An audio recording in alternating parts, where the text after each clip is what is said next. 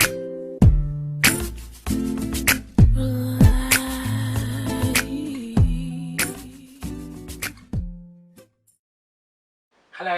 I'm Carleen Baker. I'm just here today to basically tell you a little bit about my life. A couple of years ago, I used to wear a long weave, Remy hair, £120 a pack that used to go down to my bum. And my friend used to call me Black Barbie. I had eyelashes that were the longest one.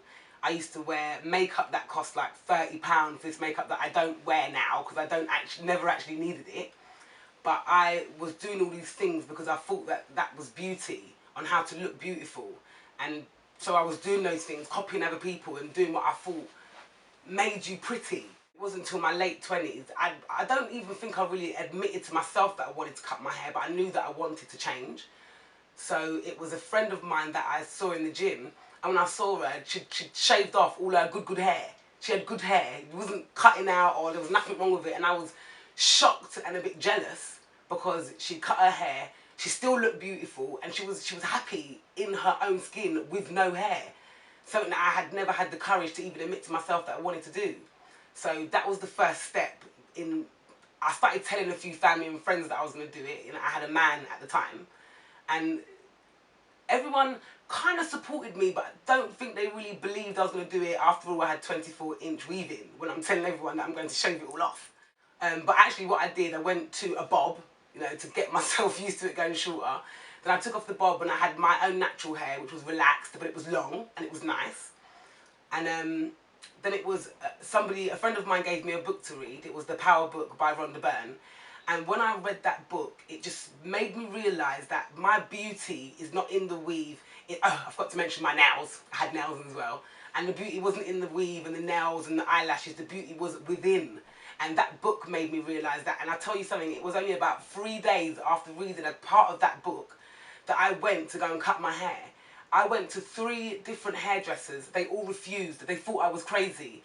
And actually a friend asked me if I had a Britney moment, because it was about a couple of months after Britney Spears had cut off all her hair.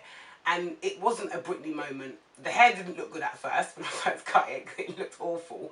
But the happiness that I had within, I was so happy and proud of myself that I've taken the first step into my own inner beauty, which of course then forced me now, when I look in the mirror, I'm not seeing any of those things that I had before that made me feel beautiful. Now I've got none of those things.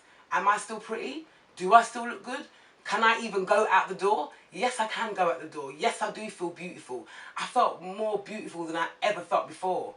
At that time, I was going to the gym, I became vegan, I changed my diet, and I was just trying to do everything to find another me, other than the other me that I knew for 28 years, that I knew wasn't real because I wasn't happy, so it couldn't be real. I'm not supposed to be walking around sad and unhappy.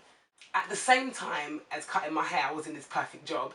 I was a healthcare assistant in a doctor's surgery doing nursing. The patients, the doctors, the nurses, my colleagues, they all thought I was crazy. There was a black woman that worked there that was actually upset with me that I'd cut off my hair because she said, you had good hair, why did you cut it off, are you crazy? I knew I'd made the right decision. And so that was one step. You know, the man was gone, the hair was gone, the stupid clothes were gone. That wasn't me. It's fine for anybody else, but it wasn't me personally. I was not happy. The next thing to go had to be the job. But it was a perfect job, but I knew that I could do better than that. I knew that with all the books I'm reading, I started moving on to read Osho books, I moved on to Eckhart Tolle books, read more Rhonda Byrne books, and all this information started to come to me. And then I just thought that, well, I've made that transition, let me carry on. I know I can be big, I know I can be happy and make it in all the things that I see as being happy. What makes you happy might not make me happy, but I'm going to look for those things for me. So I quit my job. Gone within 2 weeks of saying that I wanted to leave. Once again, everybody thought I was crazy. I didn't go back to the job with my tail between my legs.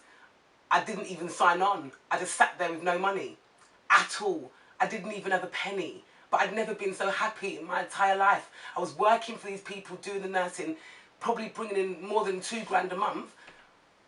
But I'm working for someone else and I'm not totally happy. Now I've quit my job and I've got no money, but I'm happier than I've ever been. I don't even want to work it out. You don't have to work it out. It's obvious. I was happy that I quit my job and I would never ever go back. So I was broke for a year. It was good friends of mine that kept me up, helped me when I needed. Eventually, I signed on, only because, but I had to wait, because I'm waiting for signs from the universe, you see. By this time, I'm not doing anything willy-nilly. I'm waiting for signs from the universe, waiting until I know that things are right and I feel the definiteness of what I'm supposed to do. Then I waited a couple of months. I eventually signed on, went on a business course, missed the first one, didn't beat myself up because I knew that obviously I'm not supposed to be on that business course. Got on to the next business course, and it was my Empress Baker publishing company that I was opening, because I'd written a book a long time ago, and it was something that was obviously going to be the next step, but I couldn't see the signs until this point. So I've done my business course, started my own business, met a business partner, hence why I wasn't supposed to be on the last course, because I would never have met this girl, Debbie, that is my business partner. Then I would have never had my second business. So everything happens for a reason, and I just follow each flow because I know that there's something at the end of that. Nothing happens for no reason in everybody's life, but only some people can't see that or are not ready to see that yet.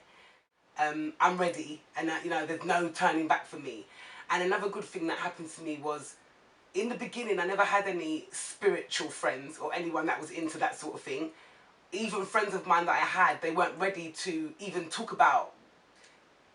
They were into it, but they didn't really want to go fully into it. But now, I talk to every single friend I have about every single thing that I want to talk about. We talk about law of attraction, we talk about spirituality, we talk about how to get things that we want. And all those people that I thought, oh, it's just only me, it's just only me. It's not only me now. Now it's everybody. Now it's going to be everybody that I know is in some way trying to attract things to themselves. Therefore, you know that you are powerful. Otherwise, you wouldn't be trying to attract things to yourself. And everyone can do it. Everyone can do it. Thank you.